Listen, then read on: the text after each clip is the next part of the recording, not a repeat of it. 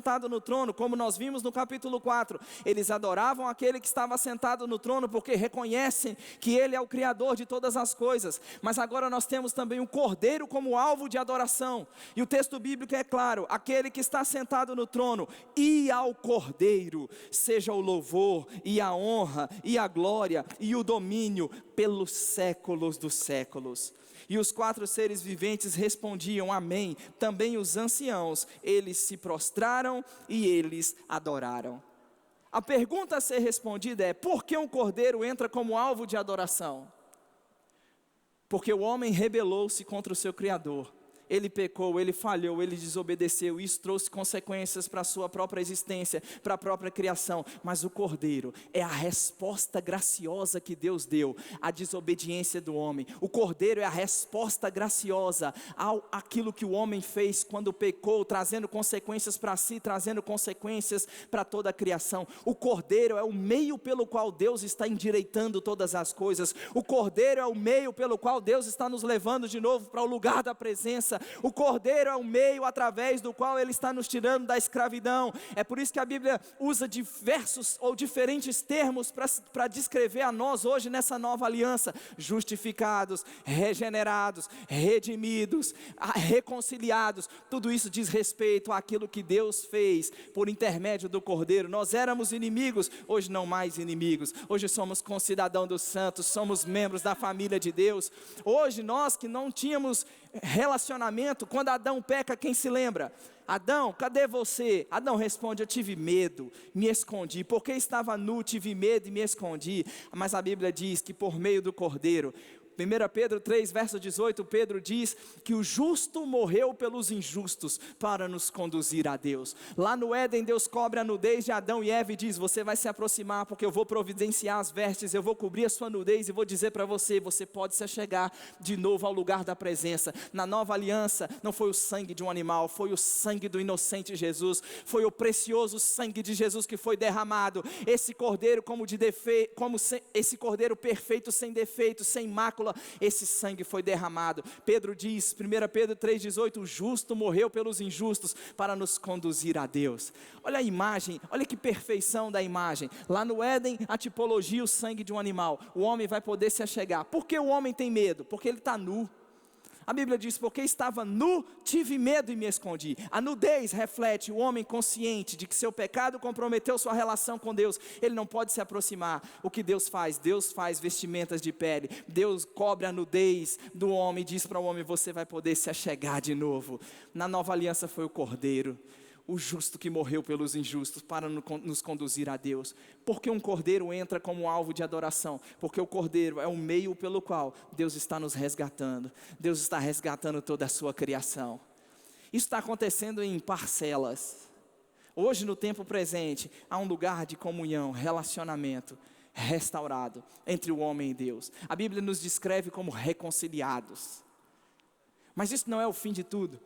A história caminha para a própria redenção do nosso corpo. A história caminha para a própria redenção e transformação do próprio cosmo, da própria criação. Deus não vai abandonar a criação que Ele disse que era boa. Ele vai refazer essa criação, um novo céu e uma nova terra. É por isso que o Cordeiro entra como um alvo de adoração.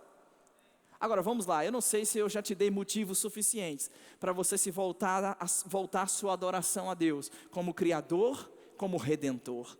Esse Deus merece a nossa adoração. Esse Deus merece, como nós cantamos, entregar tudo o que de melhor há em nós, porque Ele é o nosso Criador, mas também Ele é o nosso Redentor. Ele não nos deixou perdidos nos nossos pecados. Ele não nos deixou na condição de inimigos. Ele não nos deixou na condição de separados. Agora, infelizmente, o que muitos crentes fazem, ao invés de voltarem completamente sua adoração, seu louvor a esse Deus que é Criador e Redentor, muitos crentes substituem essa adoração por ídolos. Infelizmente, o coração de muitos crentes transformou-se em uma fábrica de ídolos. E eu vou até tomar uma água aqui. Quando falamos de ídolos, de idolatria, a imagem que muitos crentes têm é pessoas se dobrando diante de uma estátua ou de uma imagem, não é assim, pessoal? Você vai olhar no livro de Atos, principalmente o capítulo 17, Paulo está em Atenas, e a Bíblia diz que ele estava revoltado, seu espírito estava revoltado em face da idolatria praticada. Ele estava pregando Jesus e a ressurreição. A turma do Areópago, os filósofos epicureus, estoicos, disseram: esse tagarela está dizendo o quê?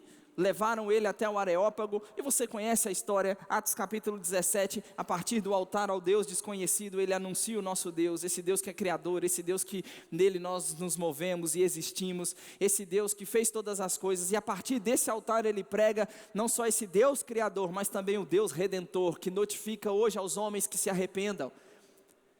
Então quando as pessoas pensam em adoração, elas pensam logo em seres humanos se curvando diante de imagens. E como eu disse, o mundo antigo venerava as suas imagens. Poderia destacar a Partenon, a deusa Atena, entre outras divindades que eram representadas e adoradas em seus espaços públicos. Afrodite, a deusa da beleza. Ares, o deus da guerra. Artemis, a deusa da fertilidade e da riqueza. E talvez nós não temos templos hoje dedicados a esses deuses, mas nós temos, nossa sociedade infelizmente não é muito diferente dessas culturas antigas, cada um tem o seu próprio conjunto de ídolos.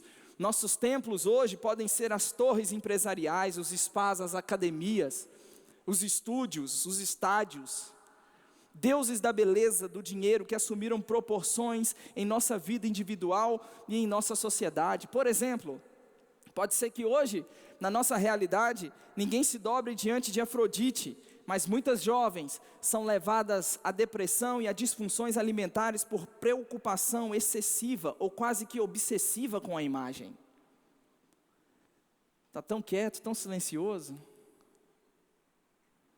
Podemos não queimar incenso a Artemis, mas quando o dinheiro e a carreira são elevados a proporções cósmicas, realizamos quase como que um verdadeiro sacrifício de filhos, de famílias, para conquistar mais dinheiro, mais prestígio, mais poder.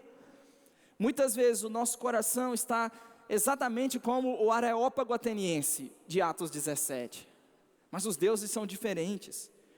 O homem, ele ergueu e infelizmente ele ergue ídolos em seu coração. E talvez você possa dizer: que ídolo? Eu não vejo ídolo nenhum. E o sentido é que o homem toma coisas boas. Você concorda que uma carreira de sucesso é algo bom? Você concorda que beleza é algo bom? Dinheiro é algo bom? Coisas materiais é algo bom? Mas o que o homem faz? O homem torna ou pega essas coisas e transforma em seus bens últimos.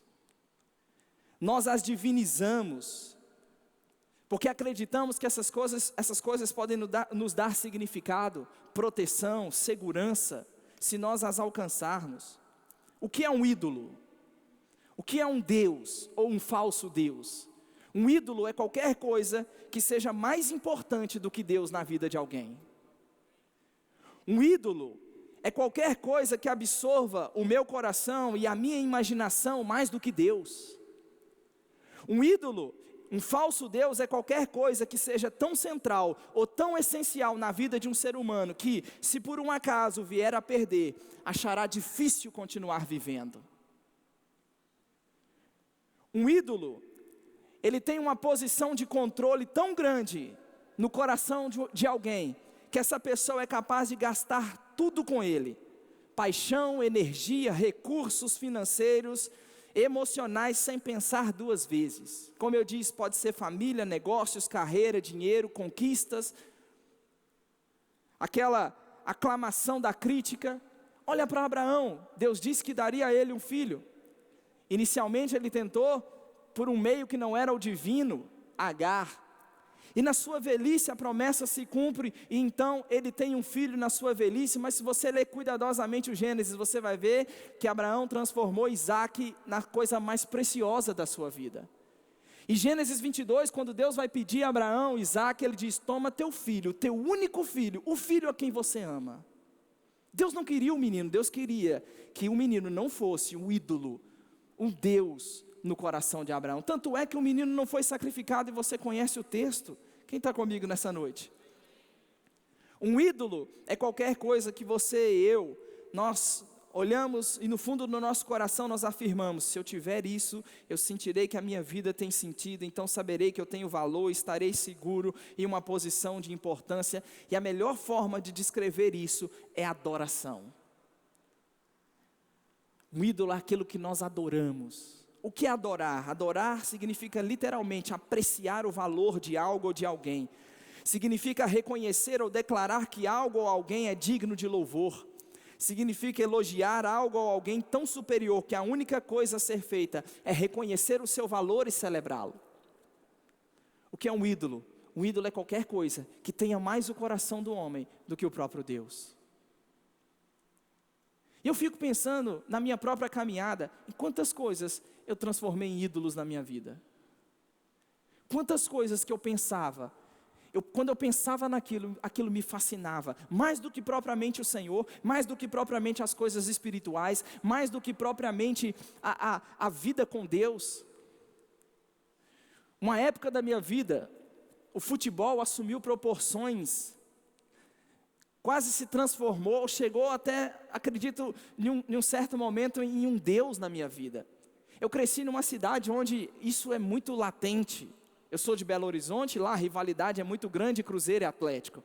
Aqui é Campinense e 13, eu sou 13, tem que ser galo, né?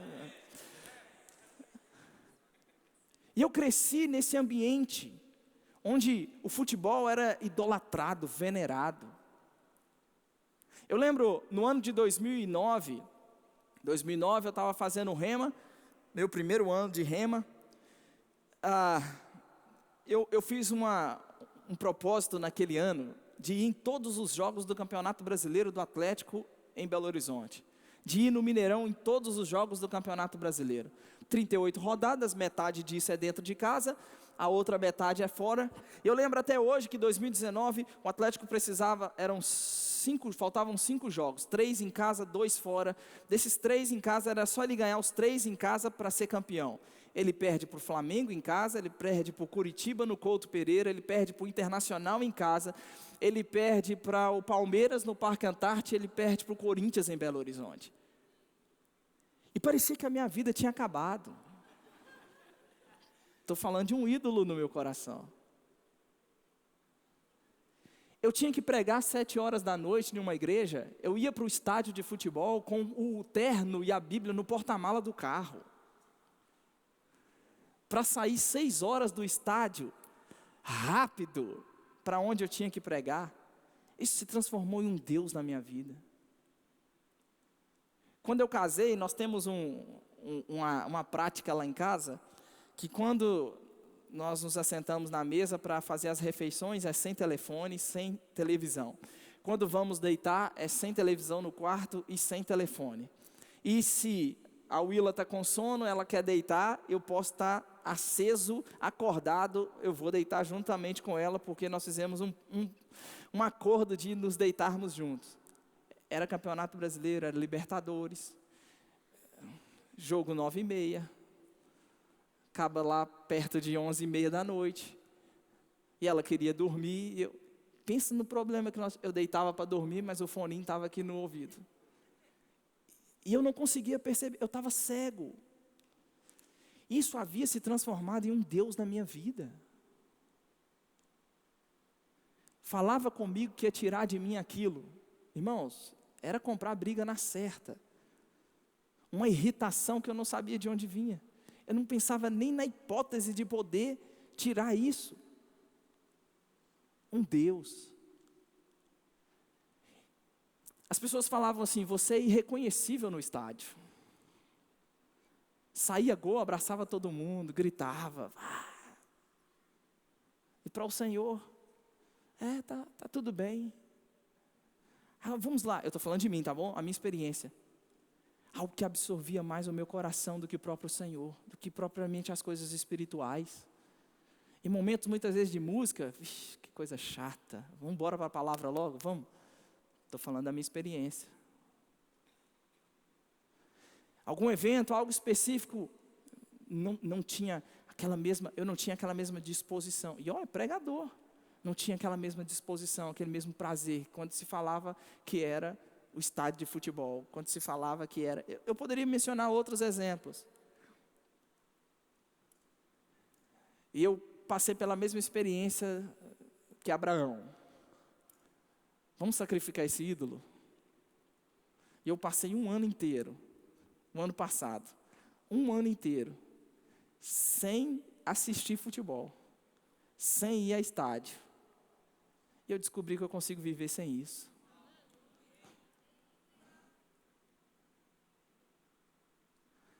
Hoje, essa semana mesmo, estava assistindo Libertadores, aí sentei na frente da televisão, comecei a assistir, mas daqui a pouco eu estou com a minha Bíblia aberta. Esqueci do jogo. Quem está disposto a sacrificar algum ídolo aqui nessa noite? Eu vou repetir, o que é um ídolo? Um ídolo é qualquer coisa que seja mais importante do que Deus para alguém. Qualquer coisa que absorva o coração e a imaginação mais do que Deus. Um falso Deus é qualquer coisa que seja tão central e essencial na vida de alguém, que se a pessoa vier a perder aquilo, achará difícil continuar vivendo. Agora, o convite nessa noite, quando falamos da presença e de adorar a Deus como o resultado do conhecimento de quem Ele é, não é só sacrificar um ídolo, porque, como Timothy Keller disse, se você extirpar um ídolo e fracassar em implantar o amor de Cristo em seu lugar, esse ídolo vai crescer de volta. Então nós precisamos substituir esse ídolo. E quando você olha comigo, por exemplo, Colossenses capítulo 3. Colossenses capítulo 3. Eu já estou terminando. Se o pessoal da música quiser vir aqui. Colossenses. Vá lá comigo no capítulo 3.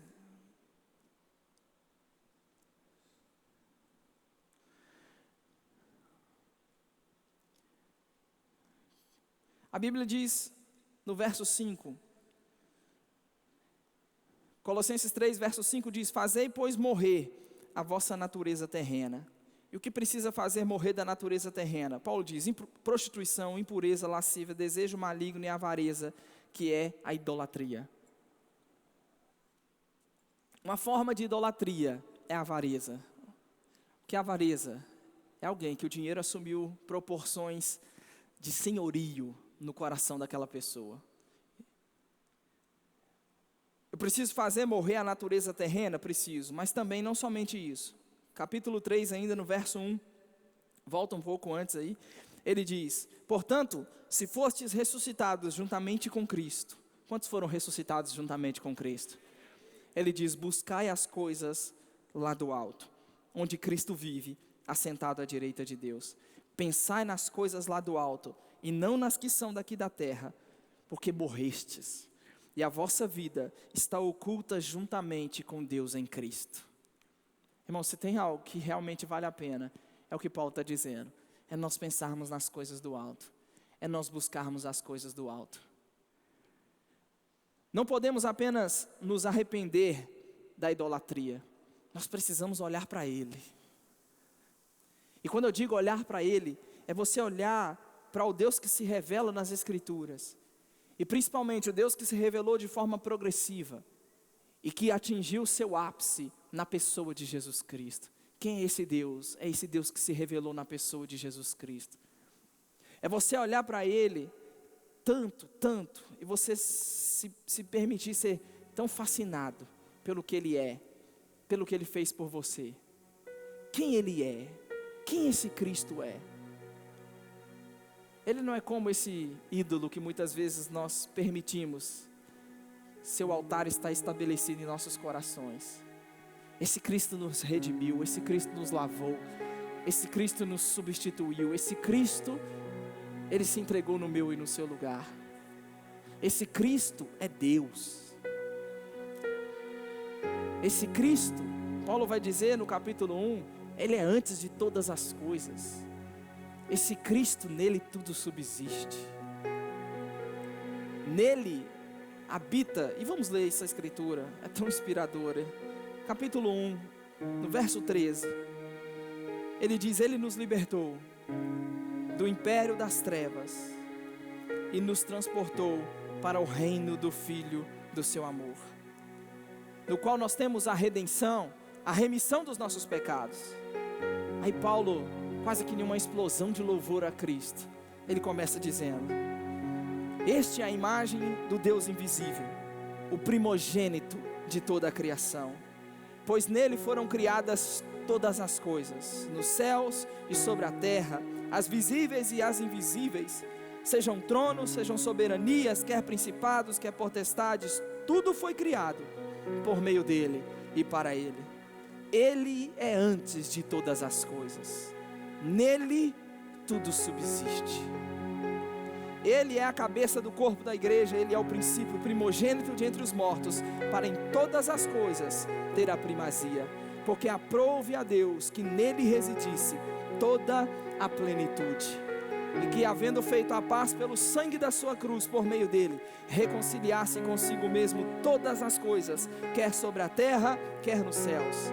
E a vós outros, olha para alguém que está perto de você e fala para ele: essa era a sua condição.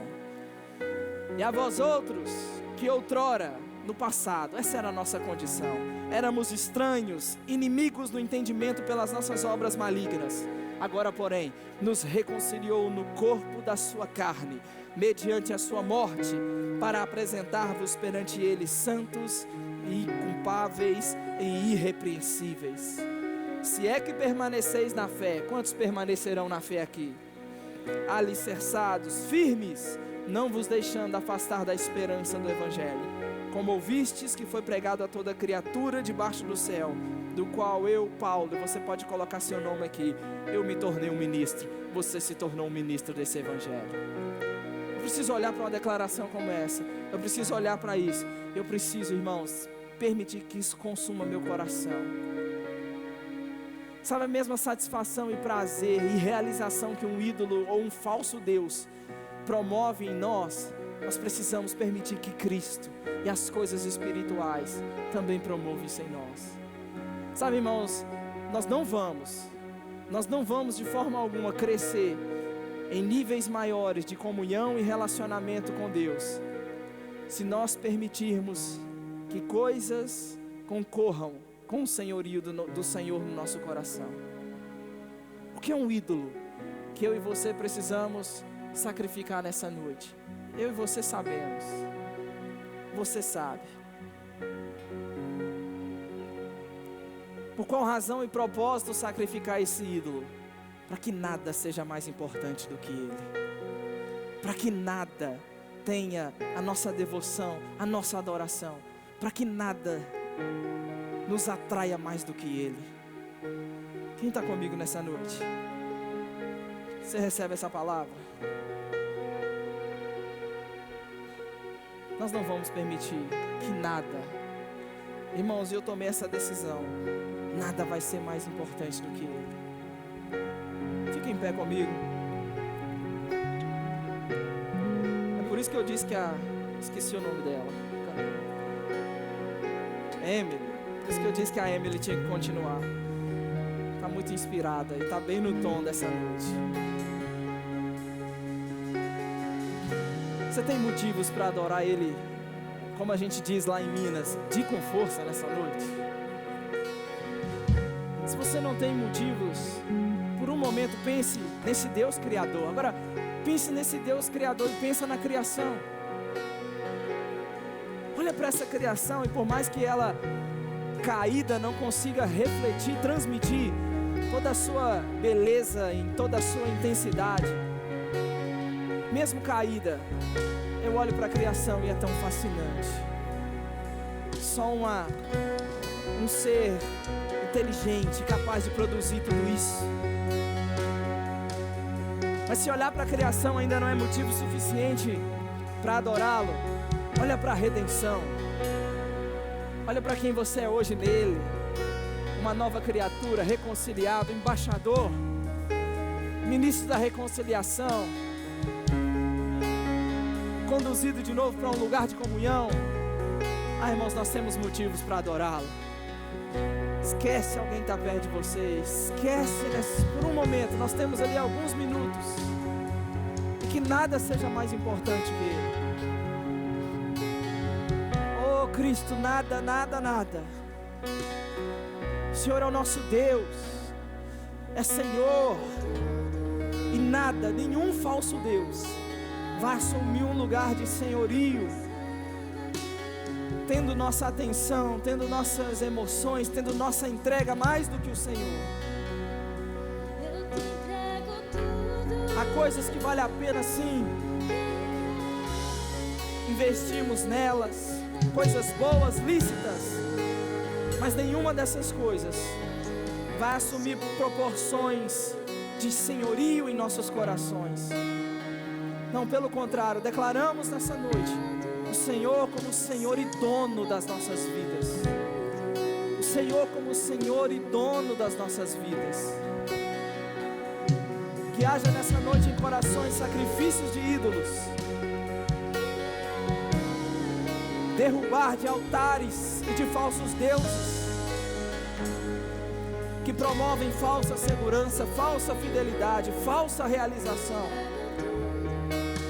E que nessa noite, jovens, nesse lugar da presença, possam encontrar a verdadeira realização, satisfação, a verdadeira plenitude, como Paulo diz. Oramos, faça-nos ser tomados de toda a tua plenitude, conhecer o teu amor, a altura, a largura, a profundidade, conhecer esse amor de Cristo, que excede todo entendimento, para sermos tomados de toda a tua plenitude.